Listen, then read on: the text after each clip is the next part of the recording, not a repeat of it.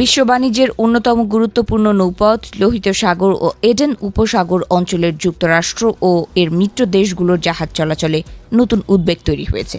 জাতিসংঘ ও যুক্তরাষ্ট্রের গোয়েন্দা তথ্য অনুযায়ী ইয়েমেনের বিদ্রোহীরা এবং সোমালিয়ার বিদ্রোহী গোষ্ঠী সংগঠনের মধ্যে সামরিক ও লজিস্টিক সহযোগিতা বাড়ছে।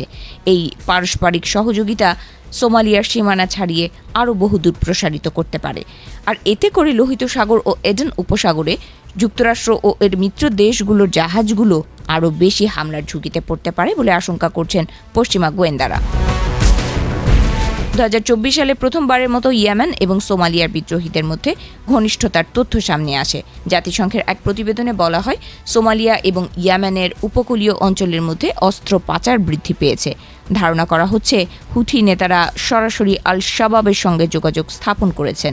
ইয়েমেনিরা শিয়া ইসলামের জায়েদি ধারার অনুসারী, অন্যদিকে সোমালিয়ানরা কট্টর সুন্নি মতাদর্শে বিশ্বাসী এবং শিয়া বিরোধী অবস্থানের জন্য পরিচিত। আদর্শগতভাবে দুই সংগঠন পরস্পরের বিপরীত অবস্থানে থাকলেও বাস্তব স্বার্থের কারণে সহযোগিতার পথ তৈরি হয়েছে বলে ধারণা বিশ্লেষকদের। জাতিসংঘের তথ্যমতে সোমালিয়ার বিদ্রোহী গোষ্ঠীর সদস্যরা ইয়েমেনের বিদ্রোহীদের কাছ থেকে ড্রোন পরিচালনা এবং উন্নত বিস্ফোরক তৈরির প্রশিক্ষণ পেয়েছে। পাশাপাশি ইয়েমেনের কাছ থেকে সশস্ত্র ড্রোন সরবরাহের অভিযোগও রয়েছে। রিপোর্ট অনুযায়ী ইয়েমেনি বিদ্রোহীদের কাছ থেকে সোমালিয়ান যোদ্ধারা গাইডেড মিসাইল পাওয়ার আগ্রহ দেখিয়েছে, আর এসব অস্ত্র তাদের হাতে পৌঁছলে সোমালিয়ার সরকারি বাহিনীর বিরুদ্ধে হামলার সক্ষমতা উল্লেখযোগ্যভাবে বৃদ্ধি পেতে পারে। 2000-এর দশকের মাঝামাঝি সময় গড়ে ওঠা সোমালিয়ার গোষ্ঠীটি বর্তমানে বিশ্বের সবচেয়ে শক্তিশালী আল কায়দা সংশ্লিষ্ট সংগঠনগুলোর একটি। সংগঠনটি সোমালিয়ার মধ্য ও দক্ষিণাঞ্চলের বিস্তীর্ণ এলাকা নিয়ন্ত্রণ করছে। রাজনৈতিক অস্থিরতা, দুর্বল কেন্দ্রীয় সরকার এবং আঞ্চলিক ক্ষমতার দ্বন্দ্বকে কাজে লাগিয়ে তারা নিজেদের প্রভাব বিস্তার করছে। আফ্রিকান ইউনিয়নের বাহিনী ও আন্তর্জাতিক সহযোগিতায় বহু সামরিক অভিযান চালানো হলেও সংগঠনটিকে পুরোপুরি দমন করা সম্ভব হয়নি।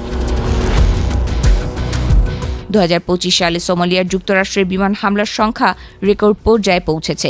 এসব হামলায় উত্তরাঞ্চলে সক্রিয় চরমপন্থীদের ক্ষয়ক্ষতি হলেও সোমালিয়ার বিদ্রোহী নিয়ন্ত্রণাধীন এলাকাগুলোতে বড় ধরনের কোনো প্রভাব পড়েনি, বরং গোষ্ঠীটি এখনও বিভিন্ন অঞ্চলে নিজেদের অবস্থান শক্তিশালী করার চেষ্টা চালিয়ে যাচ্ছে। বিশ্লেষকদের মতে সোমালিয়ার বিদ্রোহীদের শক্তি বৃদ্ধি এবং ইয়েমেনিদের সঙ্গে তাদের সম্ভাব্য সহযোগিতা এডেন উপসাগর ও লোহিত সাগরের নিরাপত্তাকে আরও ঝুঁকির মুখে ফেলতে পারে। বিশ্বের প্রায় 30% কন্টেইনারবাহী পণ্য এডেন উপসাগর ব্যবহার করে পরিবহন করা হয়। 2023 থেকে 2025 সালের মধ্যে ইয়েমেনি বিদ্রোহীদের হামলার কারণে এই অঞ্চলে যুক্তরাষ্ট্র ও এর মিত্র দেশগুলো জাহাজ চলাচল ব্যাহত হয়েছিল। তখন বিশ্ব বাণিজ্যে এর বড় ধরনের প্রভাব পড়েছিল। একই সময় সোমালিয়া উপকূলে জলদস্যুদের তৎপরতাও বেড়ে যায়। যদিও পরবর্তী সময়ে পরিস্থিতির কিছুটা উন্নতি হয়েছে, তবে নতুন করে অস্থিরতা দেখা দেওয়ায় আশঙ্কা উড়িয়ে দেওয়া যাচ্ছে না।